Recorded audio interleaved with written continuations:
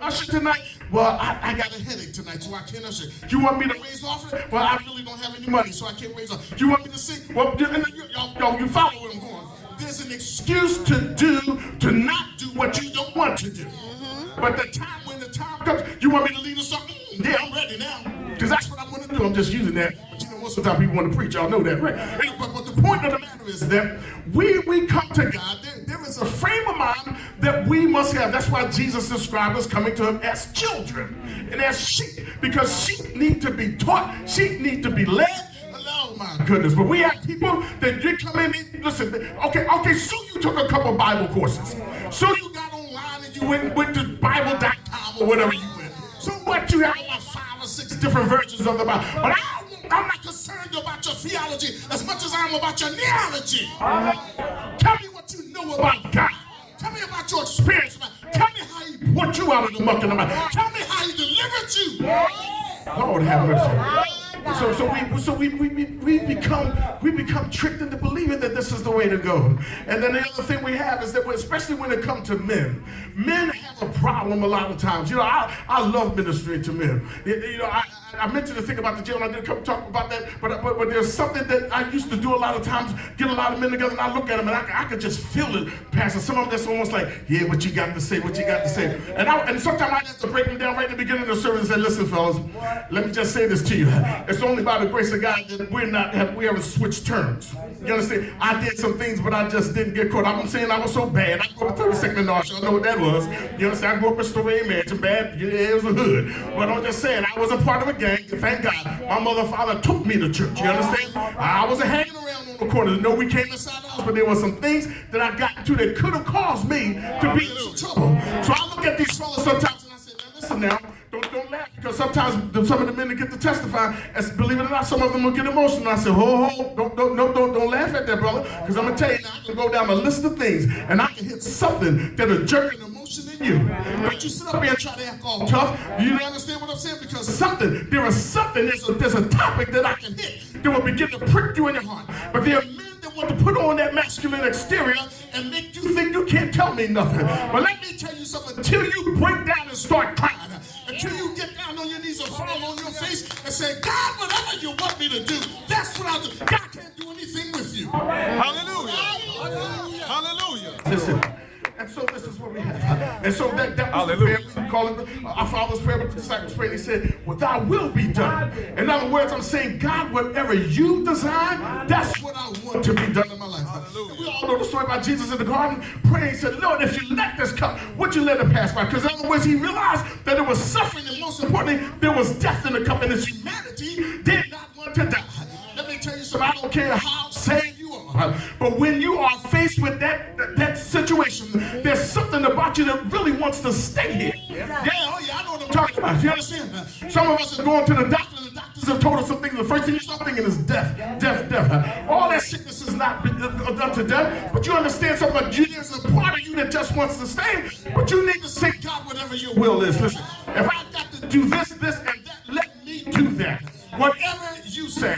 Oh my God. And then we start thinking about situations where God has given us, he's given us charges, told us to go certain places, and we want to buck up and say, oh Lord, I'm not going there. Come on. Oh, I'm not going there. What do you mean you want me to go to Nineveh? Oh, I'll preach anywhere else, but I'm not going there. Let me tell you something. If God has given you a gift, if he's given you a charge, and let me talk about something. Because every gift ain't preacher. Sometimes it's about a gift of help. Sometimes he has just blessed you to come and clean up something around someplace. Somebody may be sick, but you have been blessed that you can come in and work on people's things and not get in their business. In other words, you move what needs to be moved, and you're not sitting up there telling them, yes. You understand what I'm saying? Because everybody can't come in each other's houses. So I'm saying, maybe your gift is a gift of help. God has blessed you. Maybe there's just a spirit about you that when you're around people, you seem to lift them up. Lord have mercy. They're still, come on now. I got to take about 10 more minutes. But listen, there are some people that once they come around you, they tend to drain your spirit. They always have something negative to say. They never have a good word to say. In fact, you were feeling bad when they came, and you feel worse when they left. Hallelujah. Oh my goodness. Oh, they look at this one and who robbed this one. Oh, but then there's a little small story on the news that talk about how somebody that had a terminal disease, but the doctors came up with a cure and was able to use. They don't tell you that part. They want to talk about everybody else that's dying of cancer. But let me tell you something. So these are the people that you don't really want around you, and you don't have to wait until December 31st to get rid of them. You need to get rid of them now. Y'all be talking about at the end of the year, your resolutions to get rid of them. Why are you going to carry the whole year in the first place? Get rid of them now. Stop calling them.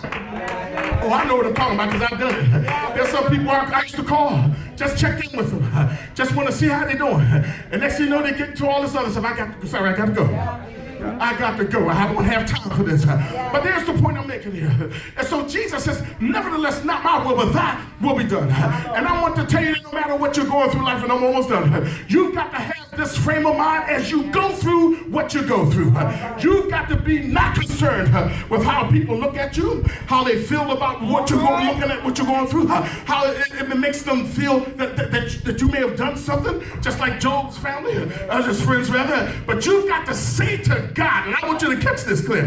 You've got to say to God, Lord, whatever you say, that's what I'm going to do. Listen, let me tell you something. I heard the word say, let God be true and every man be a liar.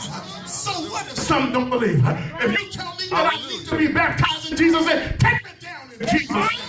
Woo, Jesus. Let me tell you something. We've got a problem. We've got a big problem. There are folks, and he doesn't have this problem, thank God. There are a lot of young pastors that are starting up, and they're coming up with all types of marketing ideas, all types of PR plans to try to draw people in the church. But I heard the Lord say, if I've been lifted up, hallelujah. Don't get it twisted. I understand the scripture family. Listen, he said as Moses lifted up the serpent in the wilderness, so must the Son of Man be lifted up. Let me tell you, if I haven't told you before, when they nailed Jesus to the cross, as long as they had him down on the ground, everything was all right. As long as they put the nails in his hands, everything was all right. As long as they put the nails in his feet, everything was all right. But once they began to lift up, when you try to hallelujah, a total eclipse took place, an earthquake took place. Lord, whatever you say, that's what I got to do. Hallelujah. Listen, see, you can't preach this thing worrying about how many people say amen. You can't preach it worrying about who comes and who goes. Let me tell you something, because if you preach it right, you're going to do some hurting. If you preach it right, there's going to be some people that leave. If you preach it right, some of your family members are going to die. But I heard her say, when my mother and my father forsake me, hallelujah.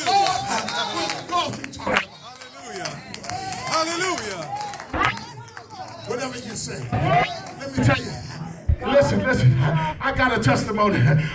See, when God told me, somebody was talking to me over there, I don't even know who it was, and they was trying to figure out how it happened. How did you end up in Maryland? I told them I was at Thompson Mahogany, 7400 and putting lumber through the planer. And God spoke to me just as plain as they passed it and said, it's time to go to Maryland. I've been finding pictures. Just found a picture of my grandfather taken in 1901. I've had pictures of me in the land, my family's land around it, things like that. People that I've come in contact with, doors that have been opened, things that I never expected. It's all come from obedience. Hallelujah.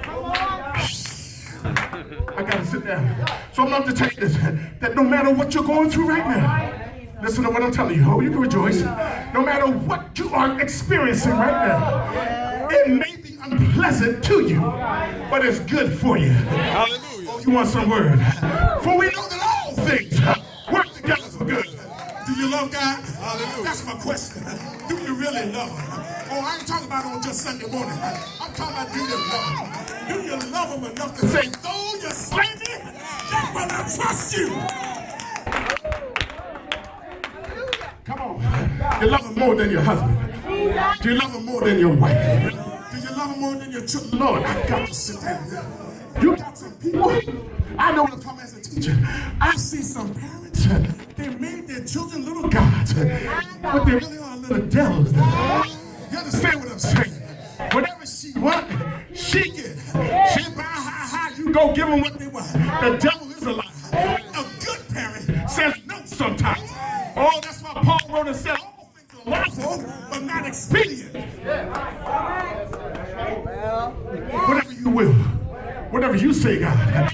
Where you want me to go, I'm there. A friend of mine used to play for some groups. He said, when somebody called him up, he said, my bags are packed. You got to have that my bags are packed mentality when it comes to God. Where you want me to go? I'm ready to go. No. I don't know all the ins and outs, but I'm willing to go where you want me to go. And not only that, when I get there, I promise you to say what you want me to say. I'm not going to tell people things that are tickle their ears. I'm not going to say things to make them call me back.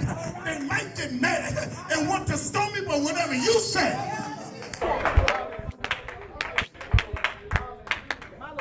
Listen, last one. So Naaman got the word. He said, you could be healed of your leprosy. Oh, you know. Oh, you might be a mighty general, but you got this. Oh, you got these splotches. Hallelujah. In fact, you shouldn't even be around your own soldiers.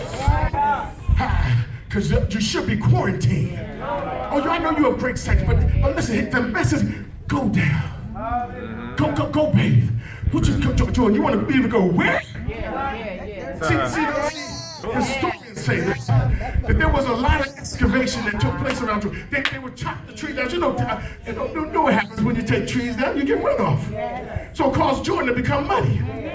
So you want me to go to, why Jordan? Come on, sir. Because I said so. That's why. Some of us got that Naaman mentality. You think that you can get what you want from God, but not follow God's direction, it ain't gonna happen. Yeah. You understand? Oh, somebody asked me the day before church. So what about a person that doesn't go to church? Can they go to heaven? No. It don't happen. How you gonna go to a place that you were never concerned with in the first place? You know you weren't concerned about it. Understand? Oh, y'all know because I'm from Philly. Y'all too young to know why Angelo Bruno, my mafia boss, got shot in the mouth down there on 9th Street. I'm watching down there. How you gonna go give him some of the last rites? You got the right to go to hell. That's your last right. Because you had a chance. That's right. My God. How can you neglect so great salvation? How you gonna neglect it? That's right. I told you don't see cows die and turn to goats, do you? You know what I'm saying? The way you live will be the way you die. So no, go down there. If he had told you to go to one of the better ones, you would have gone running. I would have been down there. So some folk got this something. I want to get saved like this. I don't want to get on the altar. Woo, Jesus. I don't want to go Jesus. I want to do like they do on television. I just want to raise my hand and say, dear Lord, I accept you as my Savior. I admit that I'm a sinner, and I need you to save me. Thank you. Thank you. Amen. Somebody, I don't know who was it, said, they asked the fellow after he said that prayer, did you feel anything? He said, no. Somebody told the truth. But if he said you need to go down in water, in Jesus' name, take me to the water. Listen, the Ethiopian, I got to sit down. The Ethiopian eunuch he was a black man with a white collar job on his way to bring Candace's treasure. And he said, here's water. What does hinder me to be baptized? Stop the chariot, man. I heard what you said. I want to obey. Nevertheless, whatever you say, that's what I do. Hallelujah. Don't you go another step. Don't you know I need this water? Here's what's hindering me. I got to get this done. Let me tell you. If I'm late getting back to the office, at least my soul's going to be satisfied. Whatever you say, Lord. Whatever you say. Hallelujah. Yeah. I got nothing to do with you. Whatever you say. My job is strictly to obey. Hallelujah.